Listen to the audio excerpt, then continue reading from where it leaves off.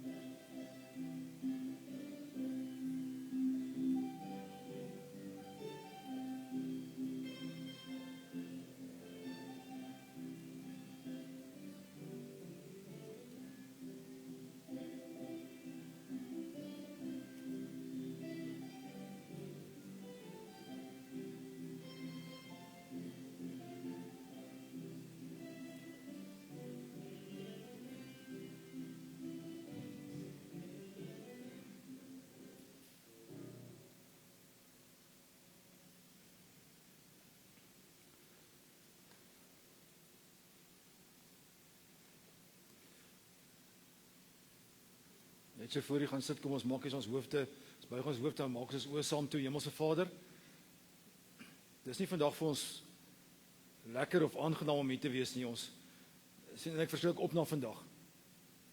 Ons hou nie van totsiens sê en afskeid neem nie, dis nie vir ons gemaklik nie. En vandag moet ons vir Michiel totsiens sê, maar dis met 'n swaar hart. Hou ons elkeen vandag net styf vas asseblief, Here. Amen. Jy kan rustig die plekke inneem en Irma, julle kan nader staan.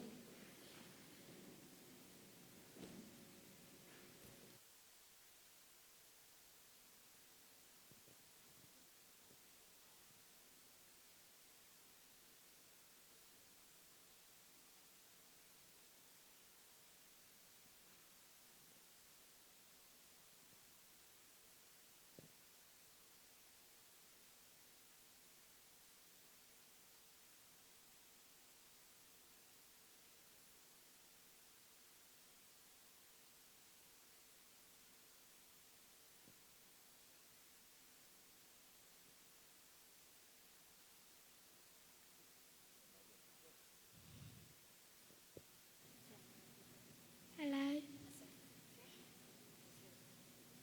Sluit asseblief die oë. Hemelse Vader, dankie dat U so goed is vir ons en alles vir ons doen. Here, kyk asseblief na ons pappa daar bo by U, sodat hy sal veilig wees en altyd bly wees en waar hy met ons hondjie Snippie is. Liewe Jesus, dankie dat liewe Jesus so baie vir ons doen. Troos asseblief almal wat hier voor my is, sodat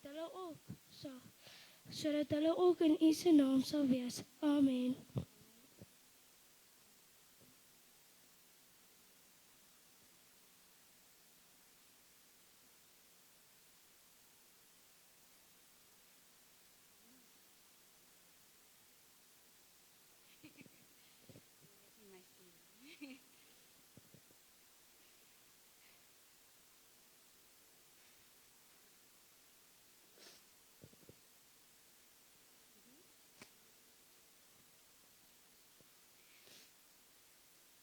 My liefste man, ons papa, seun,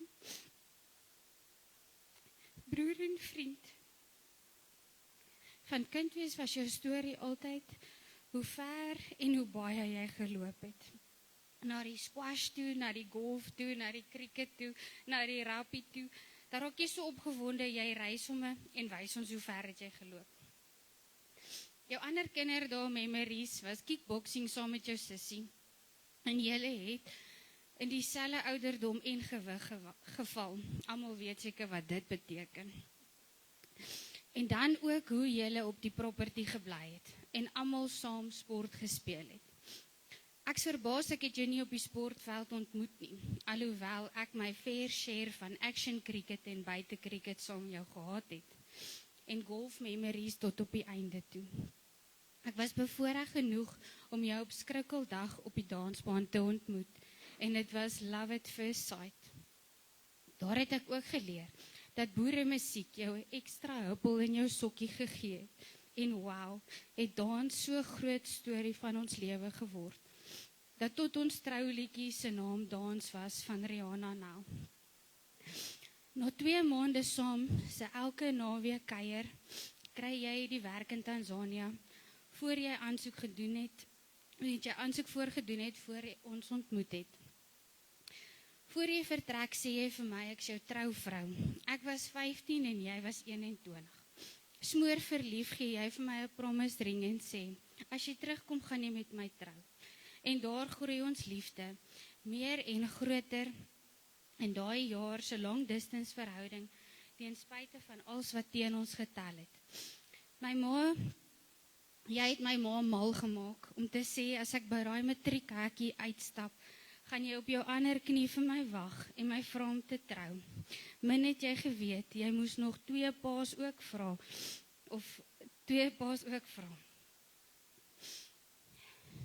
Ons eerste okasie was Valentynsdag, met 'n bos rose en hartjies al die pad in die veld tot by jou by 'n piknik.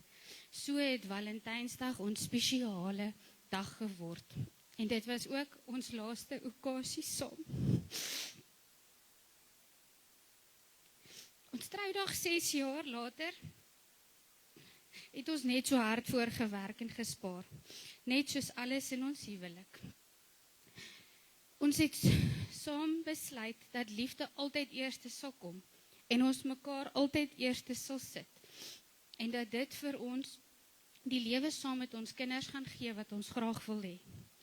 Ek is so dankbaar ek kon jou drome saam met jou waar maak. Jy wou kinders hê voor jy 30 is. Jy wou jou eie besigheid hê, al het jy dit nou begin in lockdown. Ons eie huis te koop.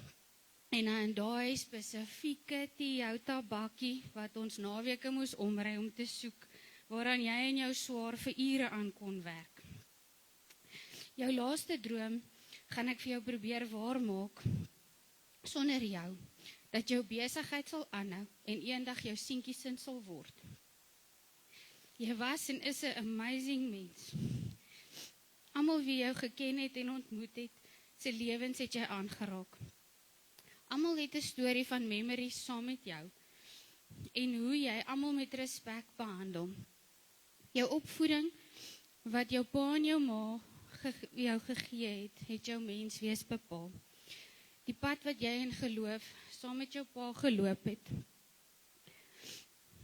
het hom gesteun en was iets spesiaal om te beleef. En dan jou sagtheid en jou omgee en jou liefde teenoor jou ma. En ma, sy liefde en hulp die laaste paar maande. En voor die tyd ook altyd. Tussen my ma en jou ma, het jy aan die einde van die aand, of aan die einde van die dag en die aande vir my, hulle altyd se pros en cons oorgespot, maar jy was tog so dankbaar vir hulle. Jou sussie het jy altyd gesê, kan enige iets vir jy voorvra, en dit sal dadelik gebeur, en sommer meer as waarvoor jy gevra het. En natuurlik jou partner. As hy gebel het, het ons sommer sonder hom geëet, want ons het geweet, dis nooit minder as 'n uur, 2 ure of 3 ure nie. En as ons ooit gewonder het, waarheen het hy verdwyn, dan sal die kinders sê, papa is op die stoep, op die foon, met hom William. En dit was altyd, jy kon altyd, het hy teruggekom in die vertrek, met 'n groot glimlag op sy gesig. En al sy boodskapies, wat altyd net die regte woorde vir hom ingehaat het. Jy het my en jou dogtertjie soos prinsesse behandel. En vir haar 'n voorbeeld gestel van hoe 'n man jou moet behandel. En ons seentjie sal in jou voetspore volg met die fondasie wat jy gelê het. En klaar sê hy kan sommer nou al begin werk. Papa het hom genoeg geleer. En hy sê dit met soveel trots. My liefde vir jou kan woorde nie beskryf nie. Ons is saam vir langer as die helfte van my lewe. Almal sê altyd ek se eystervrou, maar jy was my eyster. Die man wat my die vrou gemaak het wat ek vandag is. Jy is ons stoutgat wat altyd die kinders geterg het, of 'n prank, of skrik gemaak het. En vir my alleen het jy soos Robbie Wessels gedans. Jy het altyd saam almal gelag, en almal het jou laat lag. In elke situasie het jy in 'n grappie verander.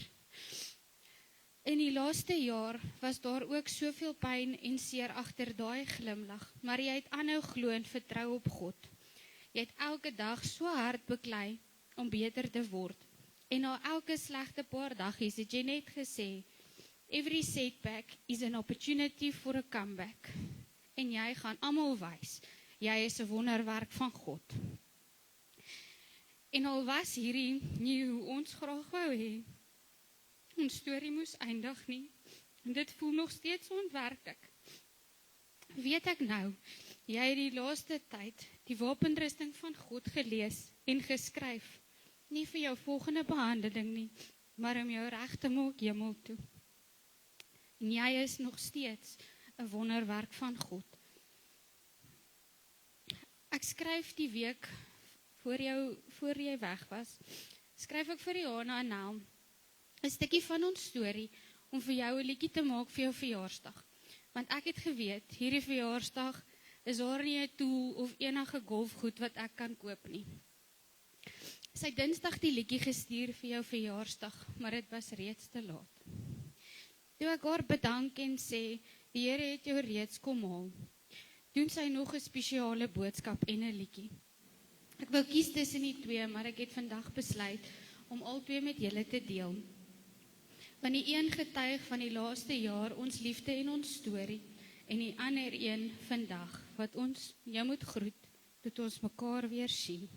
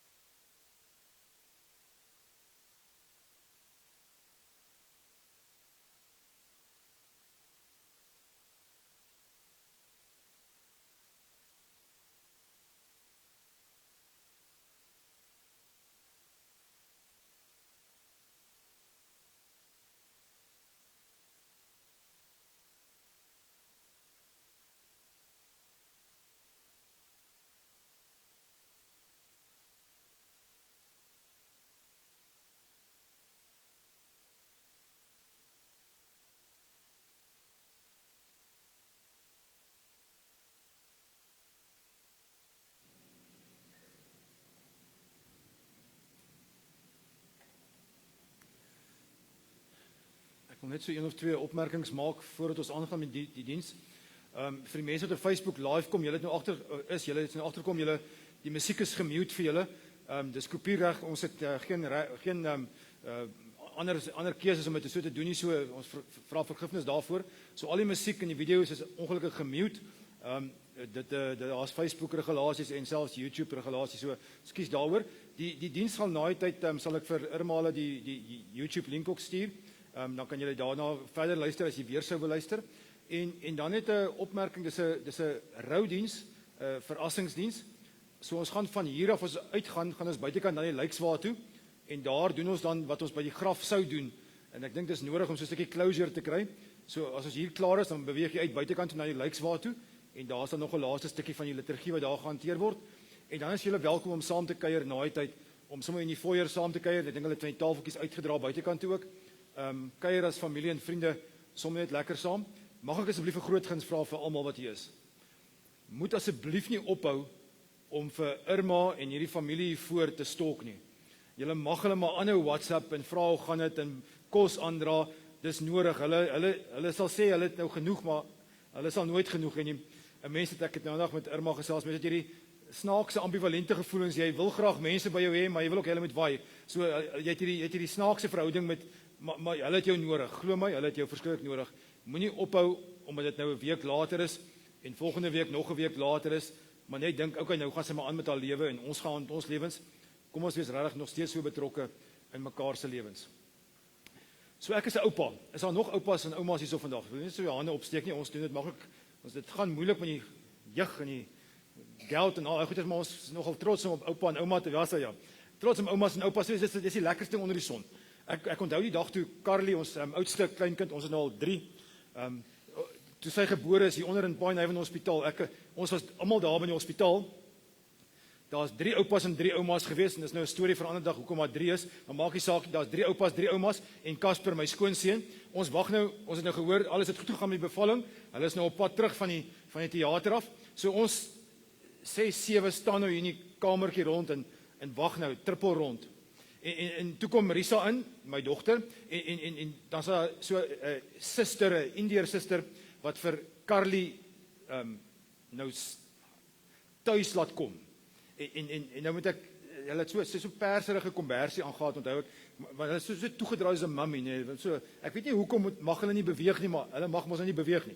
So, maar die suster staan nou so hierdie spul mense in scan.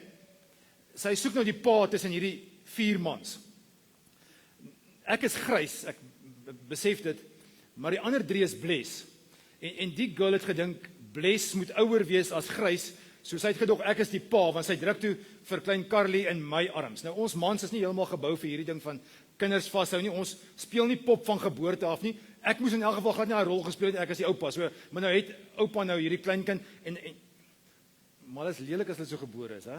Jy kyk nou af en dink, joh, dis die mooiste ding, en almal sê dis die mooiste, maar genade, hulle kom nou net na 9 maande uit die baarmoeder uit, hulle is gedruk, maar nou hou jy hierdie klein dingetjie vas, en as jy afkyk, en jy kyk verby haar gremlingheid, en ek sal dit nooit vir haar sê nie, dan dink jy, dis die mooiste ding onder die son, en skielik, in hierdie, en sy is 'n woelige klein dogtertjie, sy wriemel haarself so uit hierdie kombersie uit, en daar's 'n foto daarvan, en dan kom so klein handjie uit, en sy vat so om oupa se vinger, en toe chonk ek, toe eintlik soos 'n babatjie, want toe besef ek, this is God at work. Ouens, is 'n preek vir 'n ander dag, met 'n op 'n ander geleentheid, maar jy moet vanaand weer 'n keer voor die spieël gaan kyk, en na jouself kyk, nie deur jou oë nie, maar deur God se oë. Jy's 'n miracle, jy's 'n wonderwerk op hierdie aarde. Die dokters, die mediese ouens sê vir ons, die kans dat 1 spermpie ander miljoene outswim om by 'n eierselletjie uit te kom, en daar gebeur vashegting en seldeling, en daai eerste 3 maande se naarigheid, en die volgende 3 maande se naarigheid, en die laaste 3 maande se ongemak, dat jy gebore word is 'n huge wonderwerk. Hulle sê, die kans dat jy nie gebore moet word nie, is baie groot as jy wel gebore word. So eintlik, statisties, moes ons nie hier wees nie. Maar dis, geboorte, is God at work. Kom ons maak dit. Hierdie punt is 'n miracle. So waar God gesê het, Ek het 'n plan vir jou en vir hierdie aarde en julle twee gaan die plan laat realiseer. En dis amazing. Dis incredible dat ek 'n plek het in God se wêreld en hy my sien as deel van die antwoord op hierdie stadium, op hierdie planeet aarde. Nie 100 jaar terug was nog nie elektrisiteit gehad het nie. Ook nie 100 jaar vorentoe waar ons ek weet nie op kernkrag gaan werk of iets anders nie, maar op hierdie stadium waar ons nou en dan elektrisiteit het. Dis 'n wonderwerk. Maar dan gebeur hierdie wonderwerk gaan aan en word groter. Begin kruip en loop en hardloop en val en gaan graad 1 toe en word hoofdogter in graad 2. Nou nie regtig nie, maar oupas dink so. En dan gaan hulle hoërskool toe. En dan doen hulle daai snaakse ding wat geen oupa toelaat nie, hulle raak verlief. En dan gaan hulle na skool leer, studeer, trou, hê kinders. Oupa het nou agterkleinkinders. En hulle word nog ouer en ouer. En dan raak hulle siek. Vir party mense is dit 'n jaar. Vir ander mense is dit heelwat langer, party is dit baie meer op impak. Dan gaan ons dood. Ons het daai antwoord gekry nie. Daar was God teenwoordig. Ons vraag is, waar was God? Kom ons maak dit 'n prakties vandag. Waar was God toe Michiel sy laaste asem uitgeblaas het? Toe laas Sondag laatmiddag gebeur het. Was God iewers anders betrokke? Was hy dalk probeer vrede bewerkstellig in die Midde-Ooste en Amerika en Israel? Het hy probeer om die Ayatollah stil te hou en rustig te hou? Het hy dalk iewers in Indië gaan help met die een of ander wêreldbeker wedstryd? Was hy dalk iewers anders betrokke? Het hy dalk geslaap? En ek weet nie hoekom sê hulle nie, maar dominees en predikers en priesters en sê seker so goeie soos hierso die sonde oorwin. Ouens, dis die grootste klomp nonsens onder die son. En dit sê ek as 'n gelowige vir ons as medegelowiges. Die oomblik toe Michiel sy laaste asem uitgeblaas het, was God daar. 100% teenwoordig. Hy was nie absent nie. Hy was present. Hy was 100% teenwoordig toe Michiel sy en dit sê ons as gelowiges vir mekaar.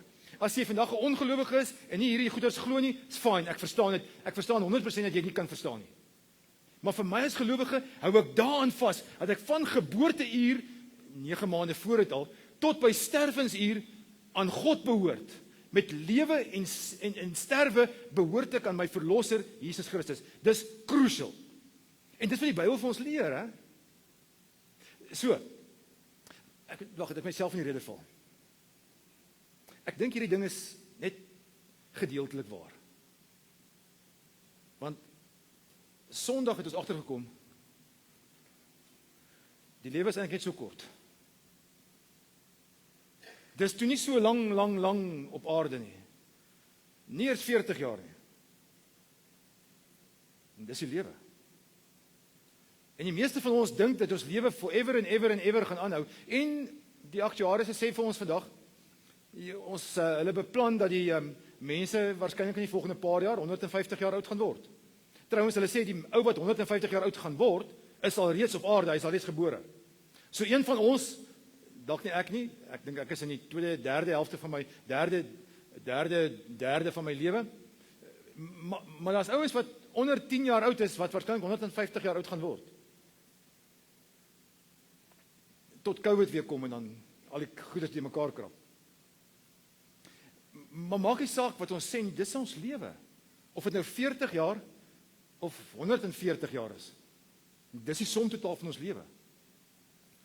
En ek wil 2 goedes by julle nalaat. Nommer 1, om hierdie lewe sinvol te lewe, moet jy aan God vasgemaak word. En dan word hierdie ons ewige lewe. En weer eens, as gelowiges sê ons dit vir mekaar. Ons weet, Michiel het sy lewe geleef. En dis ek is nou so amper 35 jaar dominee. En daar's 2 soorte begrafnisse en ek hou weekliks begrafnis omtrent. Daar's en die mense sien dit in mekaar se oë. Daar's hooplose begrafnisse en daar's hoopvolle begrafnisse. Die hooplose begrafnis en die hoopvolle begrafnisse doen dieselfde goed. Hulle huil, hulle is hartseer, hulle is stikkend, hulle is down, hulle is kwaad. Al daai emosies beleef al twee groepe. Maar in een groep is daar net 'n niksheid en in die ander groep, soos vandag sinne, is ook hartseer en seer en eina. Maar is ook 'n gevoel van ons gaan eendag weer vir hom sien. Hy is klaar by God, want hy was connected. En daaroor het ons baie keer gesels, daarvoor het ons baie keer saam gebid, saam besoek, en geweet, sy verhouding met die Here is reg. So as vandag nie by my twyfel dat hy by God is forever and ever nie.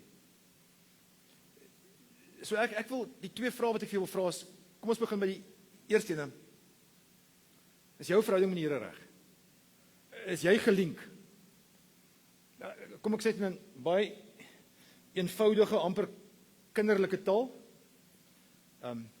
As jy vanaand sou doodgaan, is jy seker dat jy hemel toe gaan. En verstaan reg, ek vra nie, en die Bybel vra nie vir ons, die Here vra nie vir ons, jy moet perfek wees nie.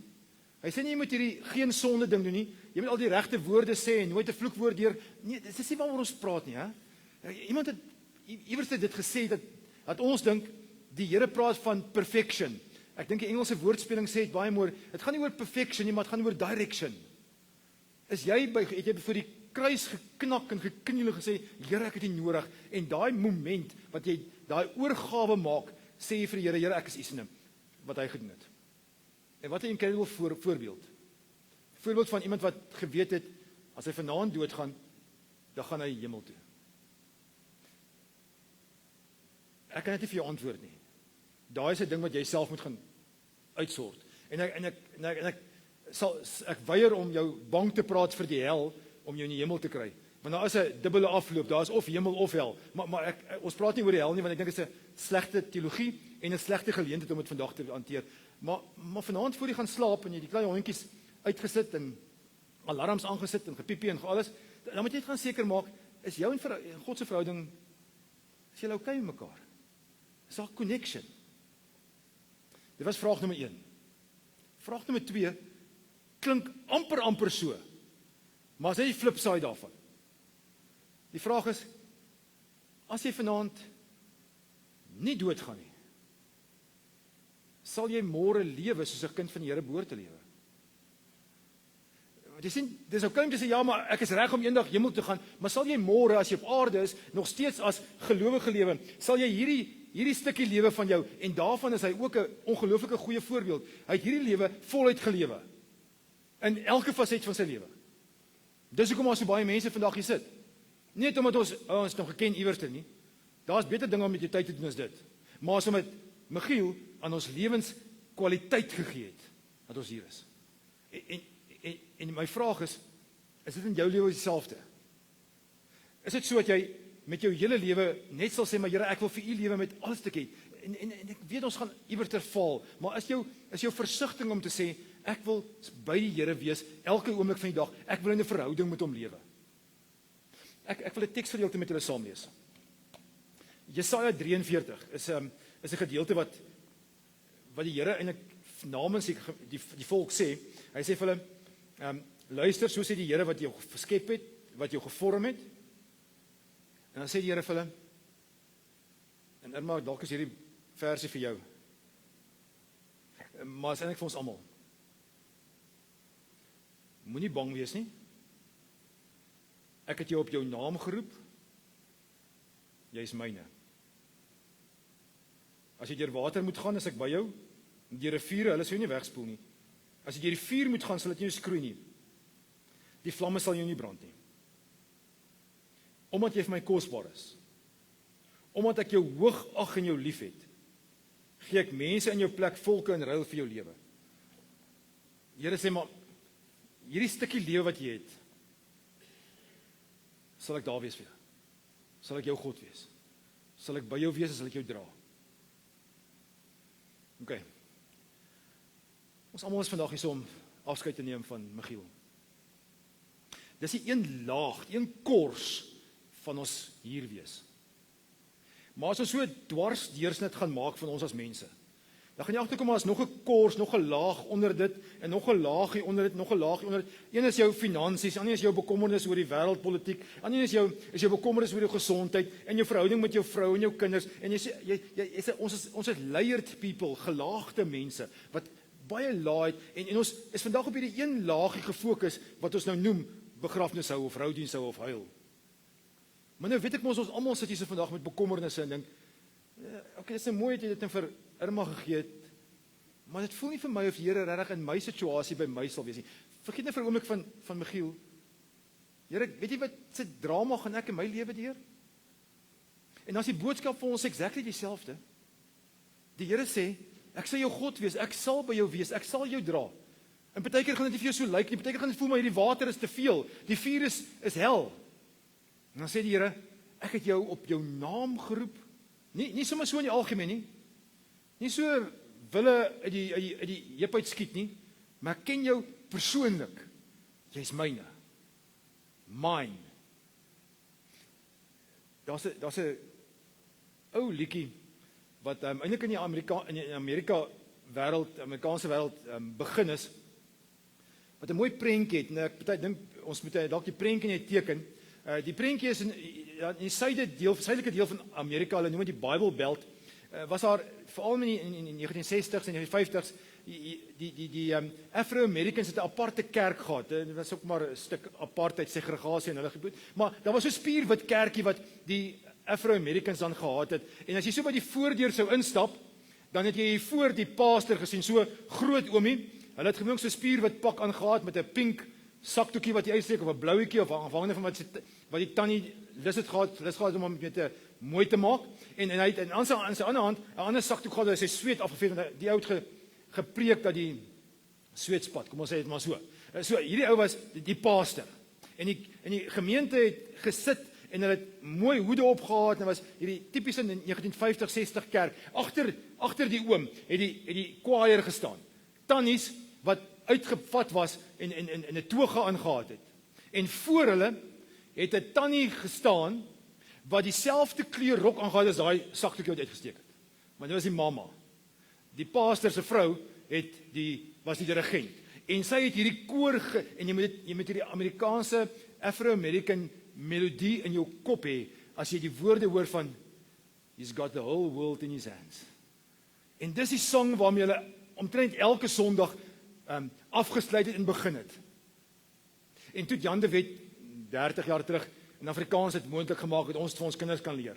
Hy hou die hele wêreld en vir oupa en vir ouma en vir kleinste fynste babatjie. Hy hou ons almal in sy hand. En dit is 'n amazing song wat ons vir ons kinders leer en ons vergeet dit. En ons vergeet dit. En ons gedink het, ag nee, wat ek kan dit self handle. Ek dink ek sal dit self kan en as ek dit nie kan handle nie, dan gaan ek by die winkel 'n draai maak en dan gaan koop ek vir my of by die apteek of by die drankwinkel of by die food stall net 'n klomp goeders om in my lyf in te druk.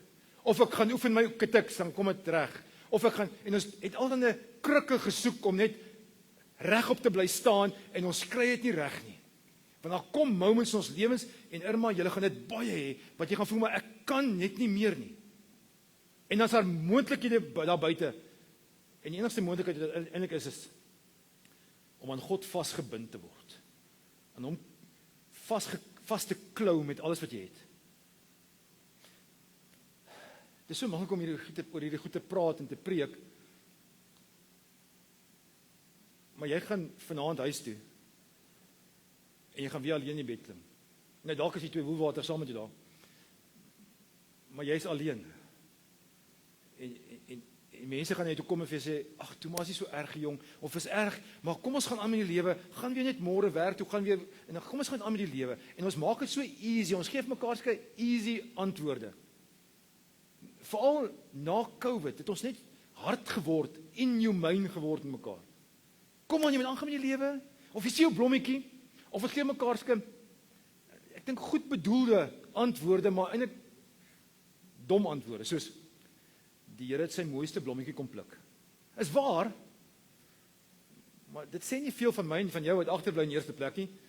Want die Here los nou ons, wat 'n klomp kaktusies is, my agterlik het my, en vat sy mooiste blommetjie, wat fair is seker, maar help dit, troos dit hulle? Natuurlik nie. Selfs ons mooi gereformeerde dingetjie wat sê, dit was die wil van die Here. Dit is 100% korrek. Maar ek dink dit help met seer kry en swaar kry en rou nie. Ek dink, en ek wil 'n laaste storie vertel, dan as ek klaar. Ek dink ek het iets geleer toe ek in die bediening net begin het. Ek het my bediening begin in die polisie as 'n polisiekapelaan. So na ek klaar studeer het ek 'n beroep gekry om by Suid-Afrikaanse Polisiediens te werk. En my gemeente was daar in Linden gewees en daarso was ek ook in die polisie gewees. So deur die dag het ek in die polisie gewerk en in die aand in die gemeente gewerk. Maar ek was seker so 'n maand daar in die polisie. Toe kry ek 'n oproep van swart konstabel se seun wat met haar dienspistool gespeel het en hy en sy maatjie en skoot het afgegaan en hy het homself per ongeluk noodlottig gewond.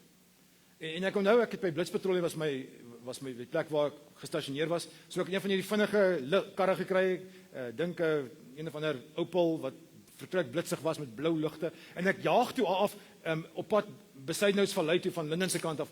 En ek dog toe maar okay, en ek sit in die kar en ek jaag met die sirenes en alles want die dominee moet iets gaan doen. Uitgevat in my blou uniform en my blou pet met my persband om die dominee kom nou en ek besef myself wat gaan jy nou maak? Jy is 30 jaar oud, nog nie eers nie. Wat gaan jy vir hierdie mense sê? En ek dink tot myself, maar hierdie konstabel is 'n swart konstabel, in die Bele, wat verstaan jy van hulle kultuur? Wat gaan jy nou doen? En ek beland toe daar in Best Valley en die polisiemanne, want daar's 'n klomp polisiemanne toe daarso want dit is nou 'n polisielid wat iets mee gebeur het en hulle maak so oop en die dominee stap toe daar deur met sy ek weet nie of ek my Bybel met my gehad het, ek kan nie onthou nie.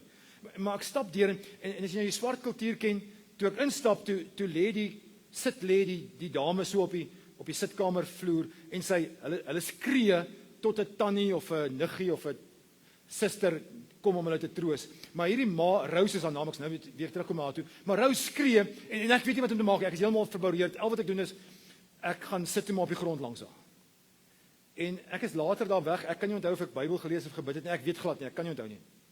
Haar gehelp met die begrafnisreëlings daar in die ou Pietersburg, Polokwane.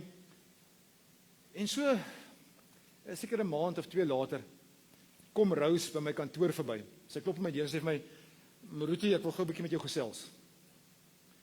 En sy sê vir my, ek wil vir jou kom dankie sê vir 2 goeters. Nommer 1, ek wil vir jou dankie kom sê, dat jy daar was. En nommer 2, en dis nou haar woorde, ek wil vir jou dankie sê omdat jy gesherp het. En toe, later toe ek 'n bietjie navorsing gaan doen oor trauma en rou en smart, en iemand het dit toe in Engels bewoord wat dit vir my baie mooi saamvat. Ons job om mekaar te help is om to be present and to be silent. Om net daar te wees beteken vir mekaar die wêreld. Dit beteken ek word gesien. Ek word nie net geïgnoreer en jammer voorgekry nie. Ek word gesien. En jy kan maar stil bly. Jy hoef niks te sê nie. Jy hoef veral nie vir God in die bresse te tree nie. God te probeer verduidelik nie. Jy kan nie. Ons kan maar sommer net daar wees. Stil wees. Laat my dink aan 'n teksvers. Julle krag bestaan in stil wees en vertroue. Julle gaan baie huil.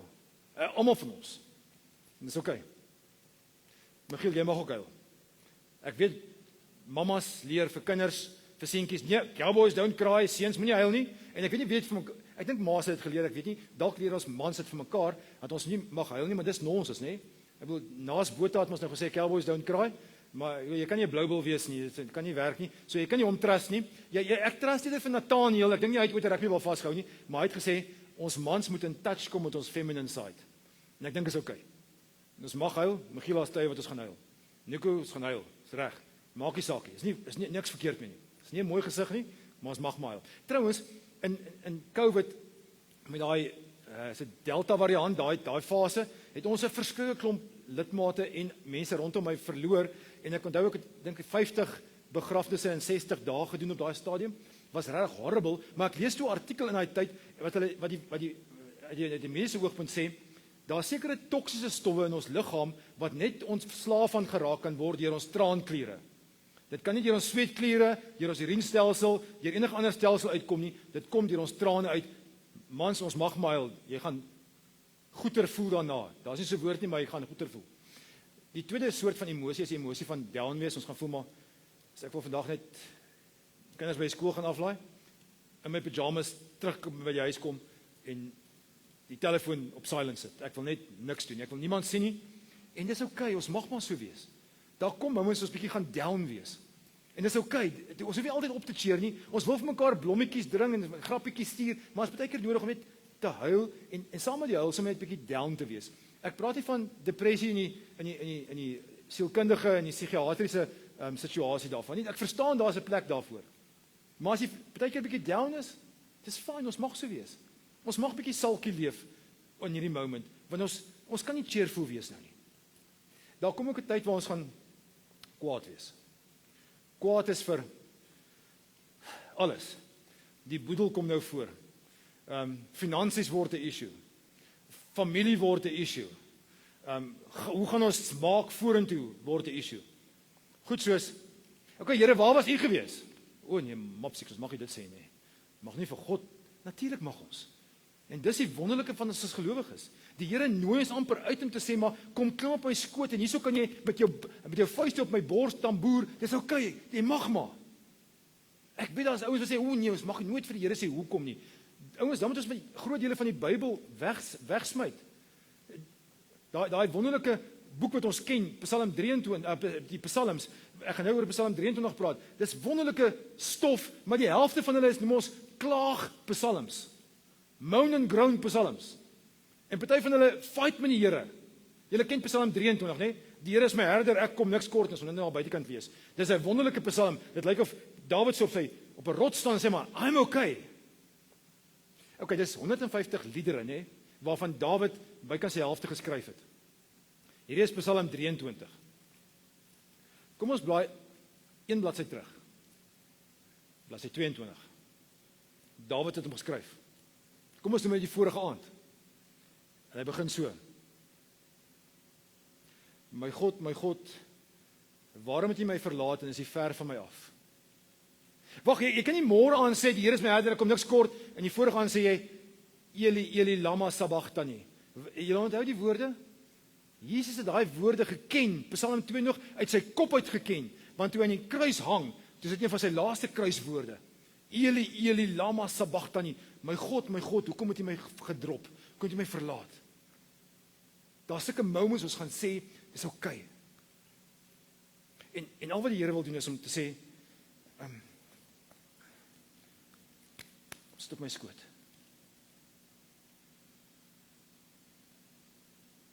Daar's nie 'n ander manier om dood en hartseer te verwerk nie, as op God se skoot nie. Jy kan op ander plekke gaan probeer. Daar gaan vir jou kortstondige genotte en genietinge wees. Maar kan jy waarborg, dit gaan nie gewaarborg vir altyd en altyd goed gaan nie. Die enigste plek wat regtig 'n verskil maak is as jy met al jou emosies, met al jou seerke, met al jou bekommernisse, met al jou frustrasie op die Here se skoot klim en sê, Here, hou my net vas asseblief.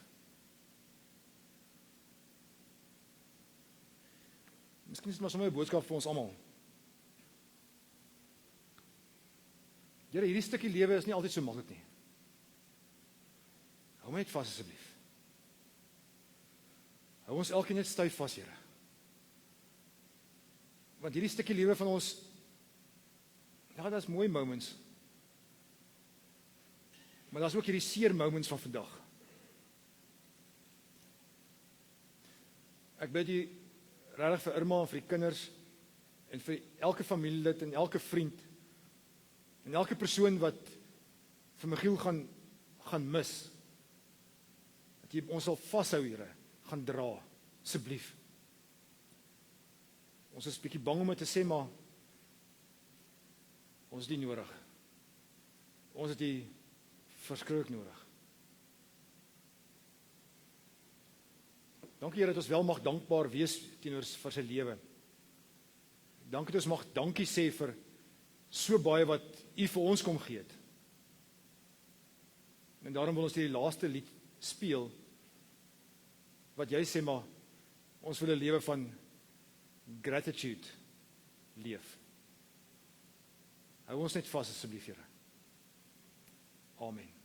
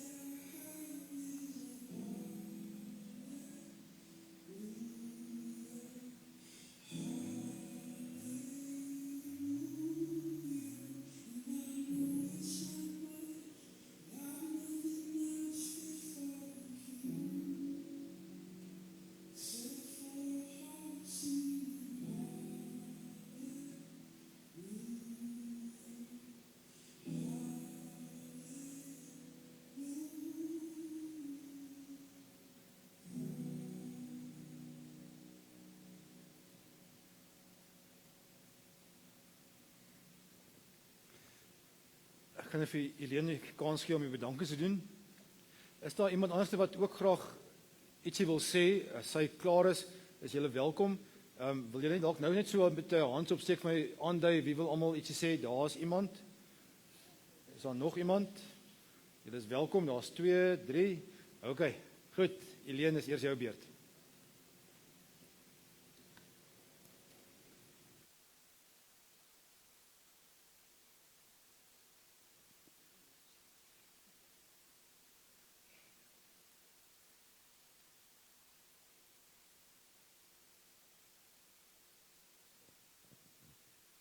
Hallo julle.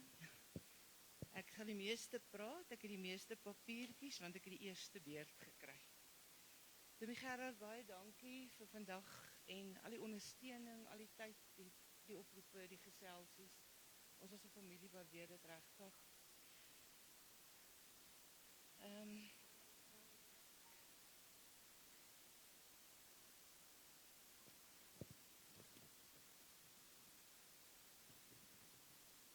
Dankie aan ons Hemelse Vader vir Michiel, wat vir 39 jaar ten volle sy geloof, hoop en liefde kon uitleef.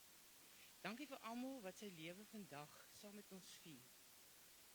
Die beleid in ons huis was, as daar 'n vryer kom kuier, is hy baie welkom, mits hy 'n boeksak dra.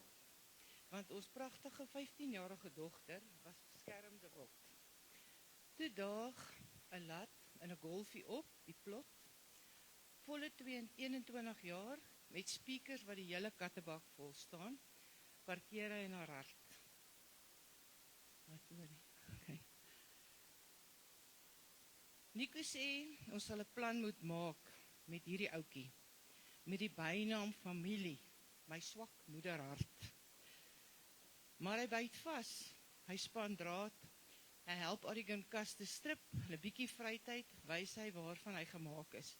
'n Gentleman wat mal is oor Irma. En ons weet, die lat is hier om te bly. Wie sou kon glo, die jong man is eintlik 'n old school soul, as dit by musiek gekom het. En op die boombox speel hy boeremusiek en Jim Reeves. Jare later is hy so opgewonde om 'n boks LP's te kry wat iemand by die venue afgelaai het. En ons kry Jim Reeves, Engelbert Humperdinck en tydgenote daar. Ons speel op die ou gram in die venue die musiek wat vir hom soveel joy gegee het. Terwyl ons besig is om reg te maak vir 'n funksie. Lang afstand vry van Tanzanië af en matriek skryf, het ons grys hare gegee want die verlange was groot. Net soos Irma sê, toe sy deur die hekkie stap, loop na matriek, was hy daar. Ons sê, sy is te jonk om te trou, seker, 5 jaar asseblief, Michiel het so gehuil oor daai 5 jaar al die tyd. Hulle beplan en spaar en 5 April 2014 is die koel deur die kerk. 'n Vol lewe volg, pas getroudes met soveel liefde, dis 'n les vir ons almal wat hulle ken. Hy dra sy prinses op die hande, blessings van 2 pragtige kids en 'n vol lewe volg. Niemand het die swart wolk sien kom, melanoomkanker, diagnose 5 jaar gelede, en die positiewe stryd begin van behandeling en nie opgee. En ons is so trots op hulle, vasberadenheid om die struikelbrok te oorkom, en nie een van hulle het opgegee tot op die einde. Hulle geloof in 'n almagtige God was onwrikbaar. Die Green Beret was een van sy gunsteling liedjies en hy was so chuffed toe ouma Moekie die stuk uithaal en vir hom speel. Om elke persoon wat in sy lewe 'n rol gespeel het, om ons geliefde Michiel te vorm, om hulle almal te noem, is onmoontlik. Dat Michiel elkeen van ons se lewens so spesiaal aangeraak het, is waarvoor ons hom vandag bedank en vereer.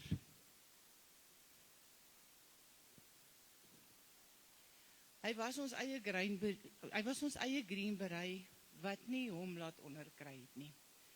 Hulle was nie in ontkenning nie, maar het bly beklei vir die lewe wat hy ingeglo het en na gestrewe het sy hand veilig in sy God se hand toegevou. Sy kennis van die Bybel en sy geloof was iets om na op te kyk. Michiel en Irma se love story is 'n storie wat die lewe sommer opgehelder het. Nou weet ek hoe dit beplan was, dat hulle in so kort tydjie so vol lewe kon hê, want ons pad is so bestem en uitgelê, en ons moet die beste daarvan maak.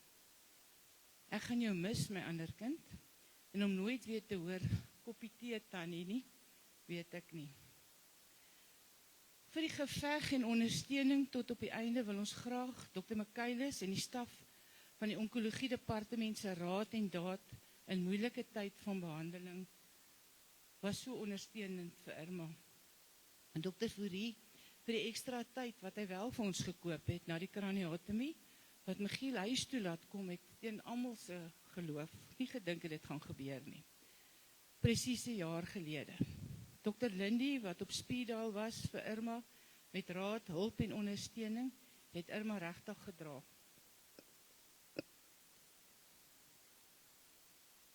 Vliegersdorp privaat se personeel in al die departemente wat by Michiel betrokke was, teater, radiografie en die saalpersoneel, hulp van die finansiële departement en toegewings deur die sale om dit vir ons moontlik te maak om vrye toegang tot hom te hê. Ons is so dankbaar daarvoor. Mense was bewus van die stryd nadat dit na sy brein versprei het. Die laaste jaar het baie challenges ingehou vir hom, fisies en psigies, maar die vegter is moedig en laat hom nie onderkry. Dankie aan elke kliënt wat lojaal gebly het en hom nog steeds ondersteun het. Sy werksetiek was sy beste advertensie van sy besigheid. Ek weet nie waar is dit, Prins.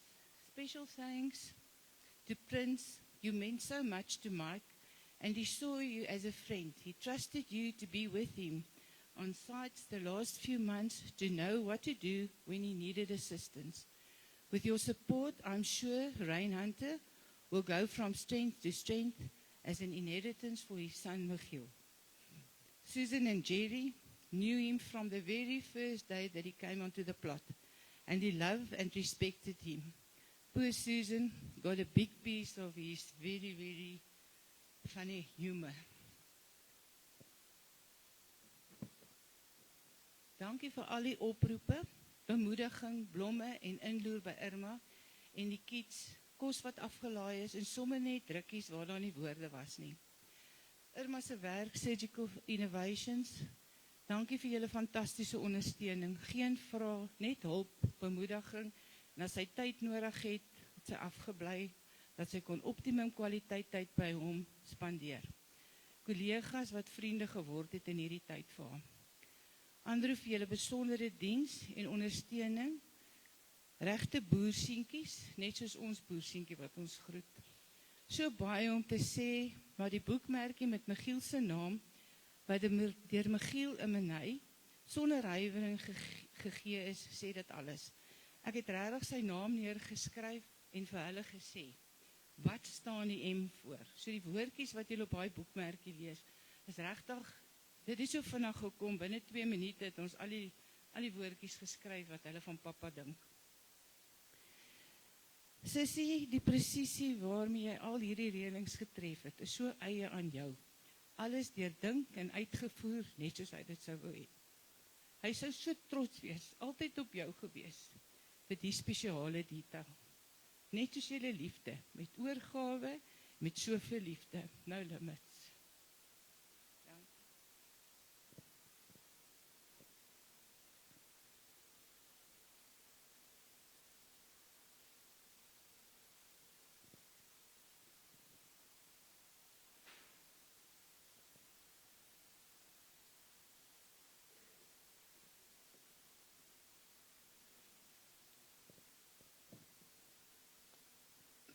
Maar almal, Michiel, my boeta, ek weet nie eers waar om te begin nie. Daar was nog so baie wat ek vir jou wou sê, wat ek nog saam mee wou doen. Nog so baie wat ek jou wou vra. Diep in ons harte het ons almal geglo dat dinge gaan beter word, dat die Here 'n wonderwerk gaan doen vir ons. Al nog baie tyd gaan wees. nog baie tyd om alles saam met jou te doen. Maar ons plan en die Here se plan was nie dieselfde nie.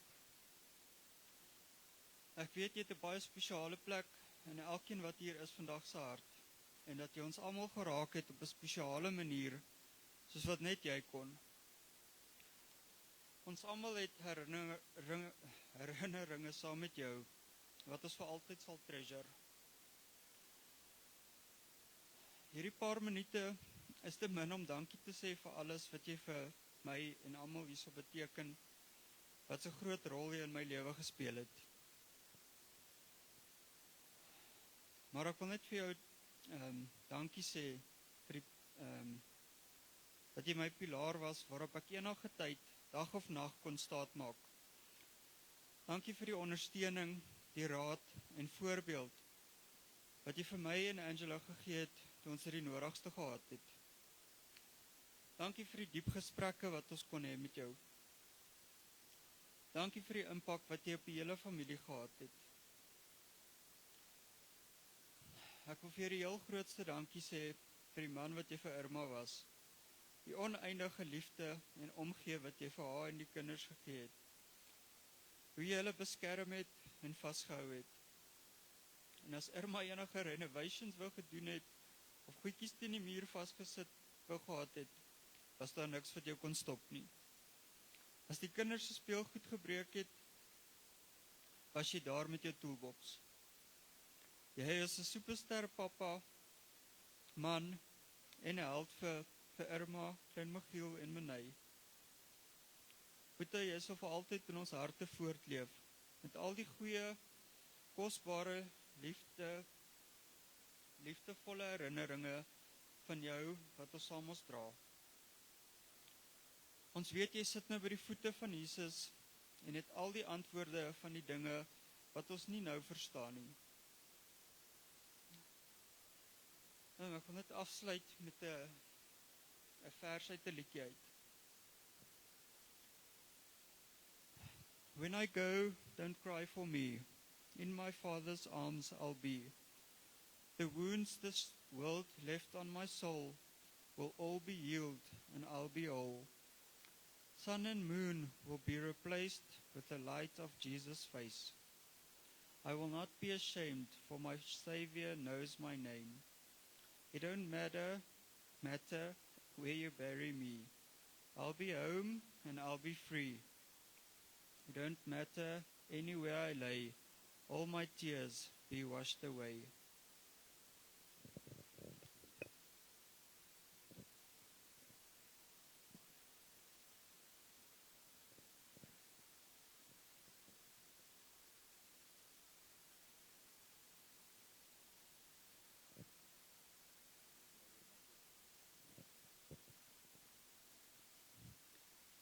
A few months ago, I came across a story on Facebook.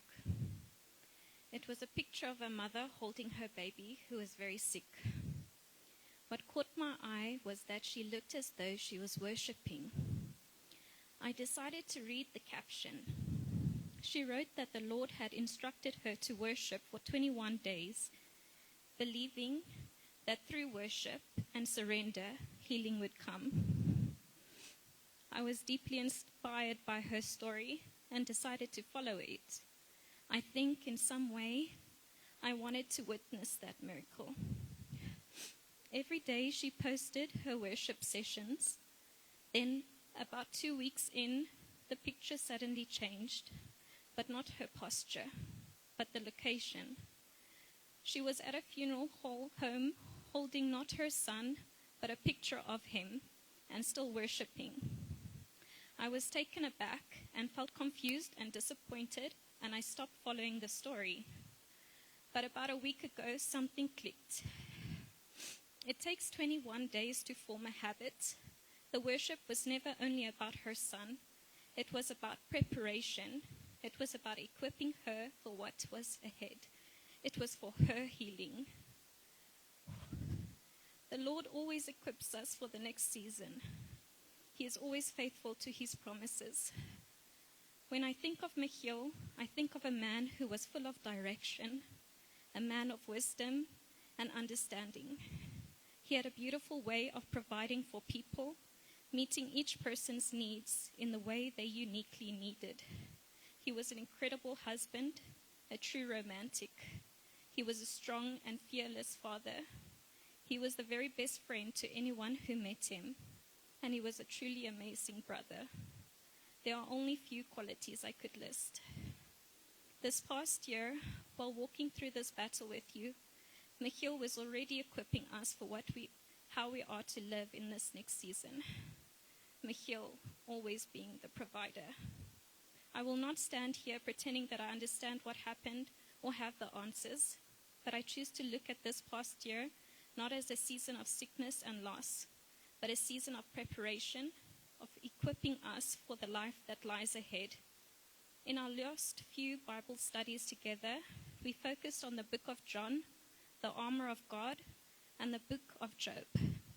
However these studies were chosen, they align perfectly with the season we now find ourselves in. The book of John shows us exactly who Jesus is and the depth of his love for us. The book of Job teaches us about pain and suffering and how to endure it and how to trust through it. The armor of God teaches us how to stand firm and to walk in faith, and ultimately reminds us who our armor truly is, leading us back to Jesus. Romans 13:12, which Michiel sent to me at 5:30 that Friday before he left, tells us what to do next. The night is far spent, the day is at hand. Therefore, let us cast off the works of darkness and let us put on the armor of light. Through all of this, I see how we have been equipped for the season without him. And the beautiful part is that so much of this equipping came through Michiel. For that, I want to say thank you. I praise God for the life we shared with him, and even though he's not physically here with us, he will forever live in our hearts as we step into this new season. If I may, I would like to close with a prayer. Please join me as we bow our heads. Lord Jesus, we come before you today with grateful hearts. Thank you for the people you place in our lives, Lord. Thank you for the unity of family and friends gathered here today. Thank you for the love and support that surrounds us in this room, Lord. We thank you for your faithfulness and your promises. We thank you for your constant presence and your unending love, Lord. Thank you for choosing us and never leaving us nor forsaking us. Lord, we ask that you grant each one of us enduring strength during this difficult time, Lord. The depth of our sorrow is great, and we ask that you uphold us with your mighty hand, Lord. Let us feel your presence as our constant strength as we navigate daily life and face the void that's left behind. Equip us, Lord, with courage to face hard days and resilience to keep moving forward. Inspire us, Lord, with hope for the future and perseverance to continue walking the path you have set before us. Renew our spirit each day, Lord, so that we do not give in to despair, but raise each morning with renewed faith and determination, Lord. In our weakest moments, Lord, remind us that we are never alone, for you walk beside us every step of the way. I pray a special prayer for Irma and the children, Lord. Be near to their hearts. Guard them in every step that they take. Cover them with your mighty love, Lord. May they draw strength from you, Lord, and from the support of those around them. May they find comfort in the community of faith gathered here today, Lord, surrounding them in the unity of love. In Jesus' name we pray. Amen.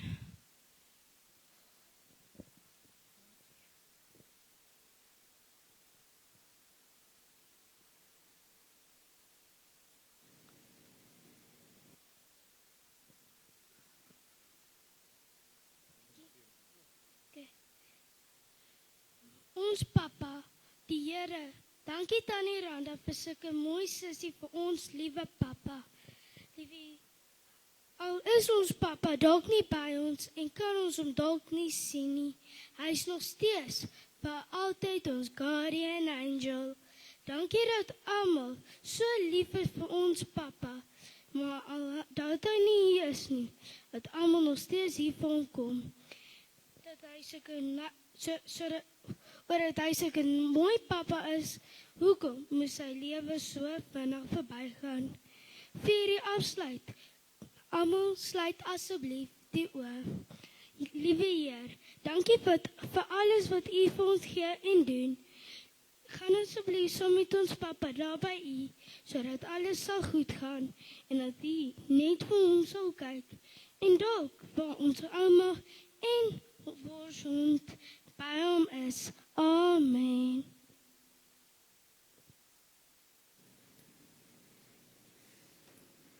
Dankie Menai. Is daar nog iemand na die boek?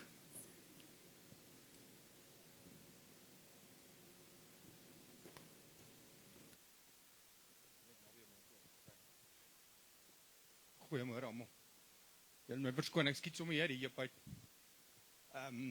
Ek en Milie het mekaar ontmoet in Qatar, maar op 'n baie vreemde manier. Ek kom die dag aan, Milie was voor my daar gewees. Nou kom ek die dag aan in die noodhulproep en in Qatar gebruik hulle nie toiletpapier nie. En ek kom toe daar afgehardloop, maar Milie sien my angstigheid. En hy roep my al sommer so van ver af. Hy sê, jy moet hier kom. En ek kom maar aangehardloop en van daar af is ek en daai man kettingklip gewees. En ons het al familie geraak. Toe ons terugkom, ons het al gekuier, ons het al gelag. Ek en Milie sit eendag so om 'n kuiervuur en ons maak so groot bonfire vuur. En ek het so stoele gehad wat deur gras, se potjies val deur gras. En ek en Milie en my slim plan, ons sit so teelblokkies onder die teeltjies. En soos ons nou lekker kuier en al daai dingetjies, toe kraak daai teeltjies, maar ek val amper deur die buurman se erf. En dat Milie daar op die grond gelê en lag het, en ek en haar volgende oggend hier so 4:00, toe word ek wakker met Milie wat my tik en sê, Boeta, ons moet gaan slaap, die vuur is dood. Maar toe vrek ek en hy van die koue. En ons het stories gehad van oom Nico se plot wat afbrand, dan kuier Milie hulle by ons, dan brand die plot af van bel oom Nico familie en sê, luister, jy moet kom help, die plot is besig om te brand. Haak Milie af en druk hy voor, hy sê, maar as jy hulp kort, bel net weer. Druk hy die foon door, dan slap hy verder. En ek was sy bestman op sy troue, en op sy troue staan ek, en ek chat voor die tyd met hom, jy weet, ou wil seker maak, hy doen dit reg. En ek vra familie, ek sê vir hom, Boeta nou, jy moet nou vir my help hier so en guide, laat ek hierdie ding reg doen. En hy sê vir my, Boeta, doen net wat jy moet. Ek worry nie oor die res nie, want ek trou die vrou vir my drome. En dit sal altyd by my bly. En 'n beter boet en 'n vriend, as dit geen nie kry nie. Boeta, tot mekaar weer sien. Lekker.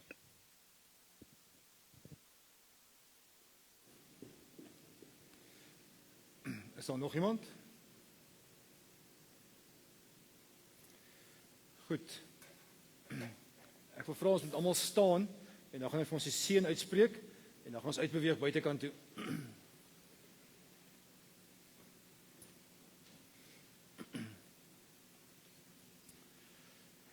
Mag die genade van die Here Jesus Christus en die liefde van God wat ons Vader is en die Heilige Gees se teenwoordigheid, mag hierdie drie-enige God by ons wees en ons vashou, wetende dat ons nie self kan nie,